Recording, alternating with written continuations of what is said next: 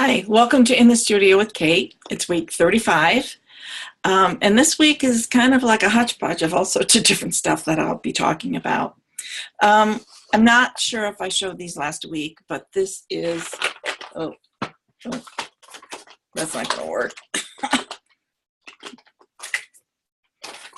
I just wanted to show these briefly so that I could talk about something else. But this is this Gansai Tambi set of Japanese watercolors that I got at Hobby Lobby.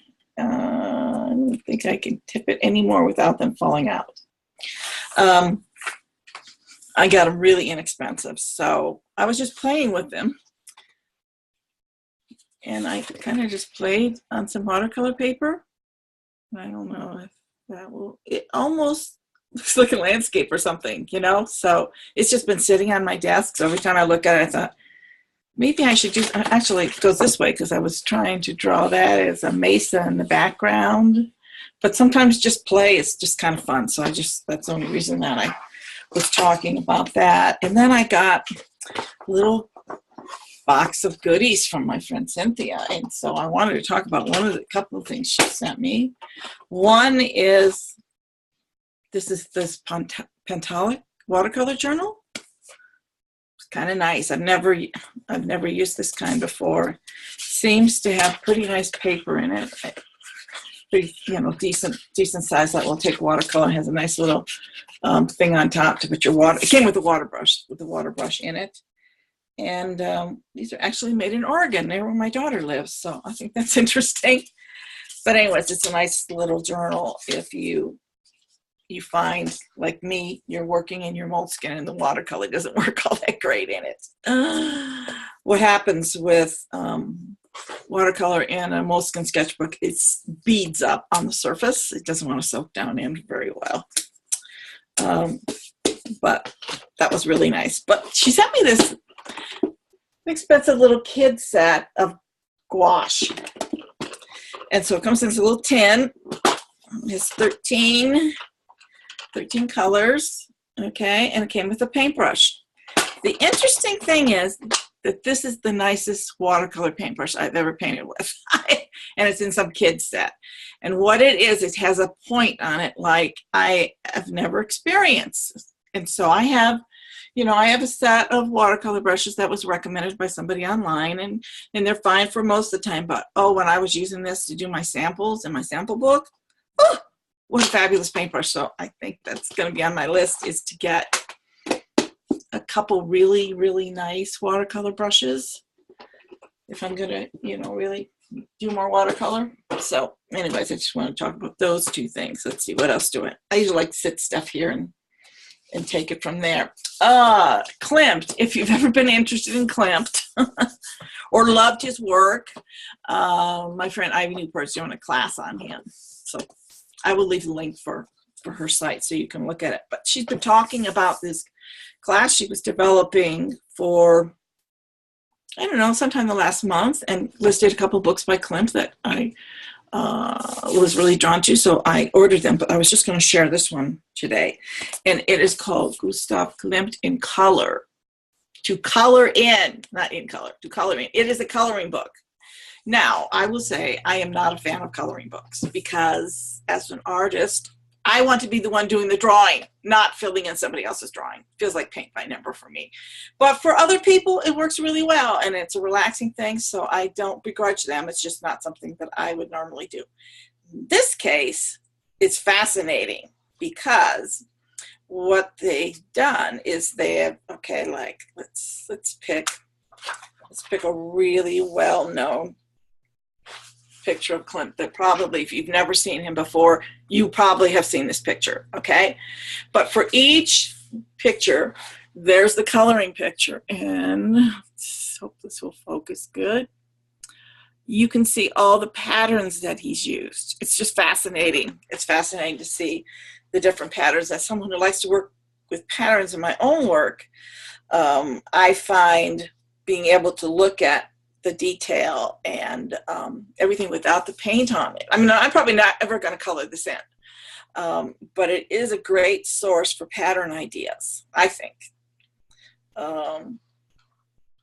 shapes. Oh, I wish you could be standing over my shoulder looking through this book, but it's just, I mean, like, look at that. Look, here's the painting. But, you know, look at all those patterns you can see. So it's pretty cool. This is a pretty cool book. It wasn't that expensive. I don't know, $15, something like that, $12, something like that. Got it on Amazon. But his use of patterns just is really so fascinating. And to be able to see that before the color is put on is very helpful. So just wanted to share that. This week, my big news for me personally is I'm going to go to Sketchkon. And Sketchkon is a convention, as you can tell by the word con, put on by Sketchbook School, which you've heard me talk about before. I've taken a bunch of classes with them.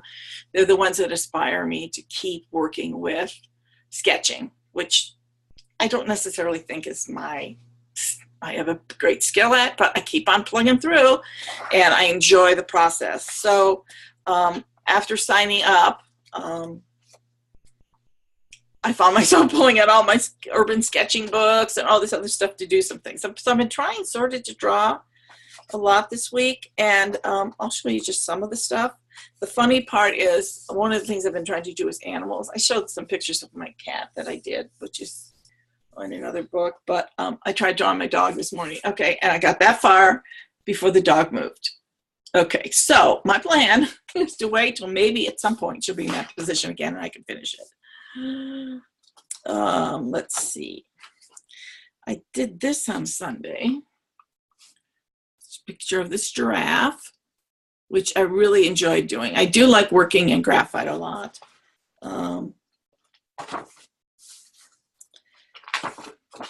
And then I have this class through Sketchbook School called a zillion things to do in your sketchbook. So I went back to that, and one of the things suggested was to do a page on today's adventures, and you just put everything that you did that day. So I did this one. It's just got all sorts of little things, you know, different places I went or what I did or what I saw.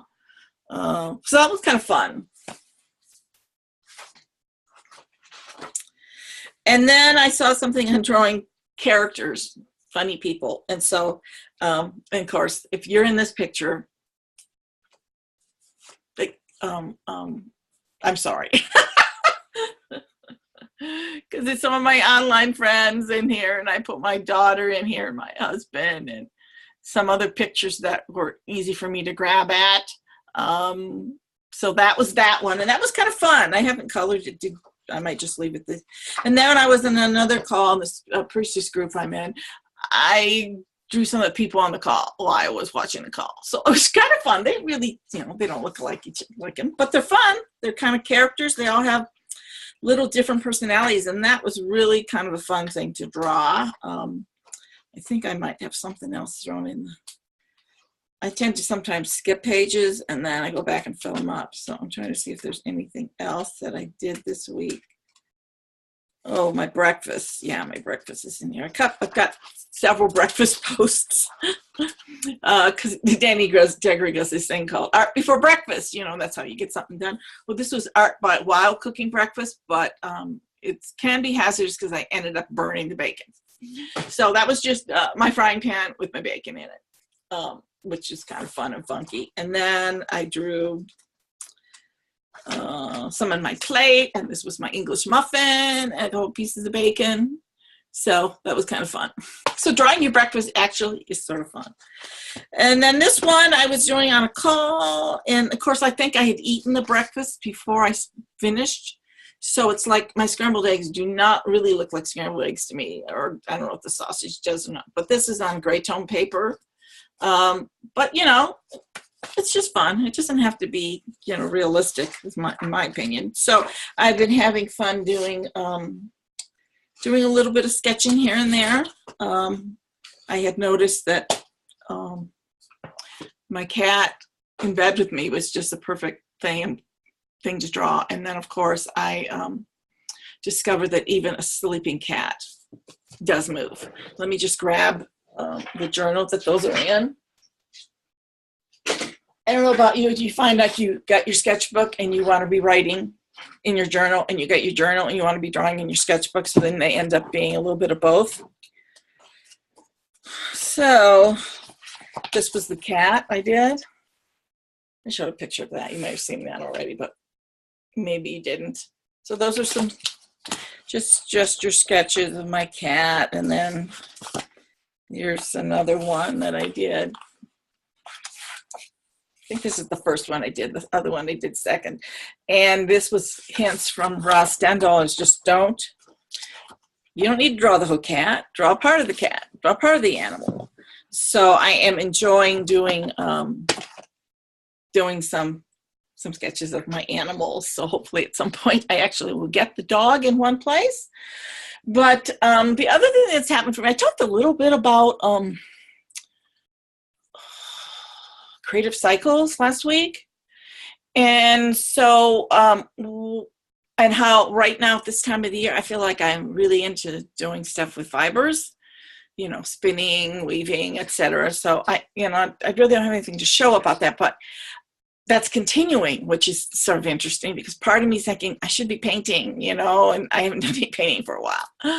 I haven't even painted in my art journal all week. So, but it's okay because I'm recognizing it as I'm going through this different cycle now. And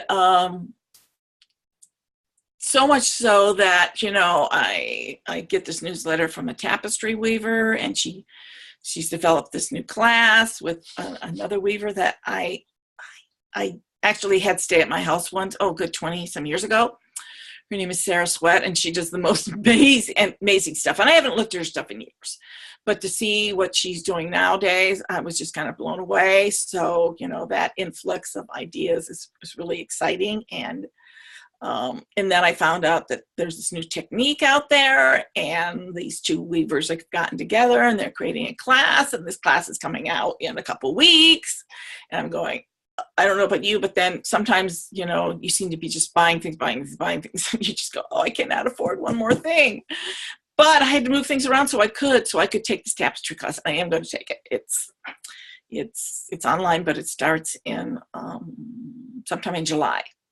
So real excited about reconnecting with this person that I knew and seeing what she's been doing. And, you know, I started following her blog, and it reminds me of how blogging used to be, you know, back 2008, 2010 when I started. You know, everybody looked at each other's blogs. You weren't looking at a little blip on social media. And it's so easy for me to do that. I've been wanting to get back into blogging, but so seeing her blog, it's like, wow, I remember that. I remember that it feels like you're sitting down in someone's space with them. And of course, these videos are kind of sort of like that, but they're not, but they're different. So I have been wanting to get back to how I'm going to fit blogging in. I have no idea. But I think this influx of getting different stuff into the mix is kind of stirring things up for me. So I can't guarantee when I'm going to start blogging, but I want to do a writing blog with pictures and things, because there's certain things that are easy to do that way than at a video where I'm just stuck to the screen. And if you blog, let me know. I would love to know about your blog. I used to follow all sorts of people and go look at their stuff, do their thing, and I kind of gotten out of that. So if you have a blog you do regularly, please leave a note in the comments and tell me about it, because I'd love to get a chance to read it. It almost seems like when you sit down to read blogs, you slow down rather than looking at a soundbite on Facebook or Instagram, which, you know, then you just click a like, you don't communicate with the person or anything like that. So I'm feeling a call back to it. I'm just not figuring out yet how I can do it in my busy life. So with that, as a closing note, I hope you're all doing wonderful things, whatever you're drawn to this summer. Go out and play, do whatever. I would love to hear about your ventures if you're doing anything fun, or even if you're not doing anything fun, I would love to hear from you. Just leave a comment, and I'll get back with you. Okay, we'll see you next week. Bye.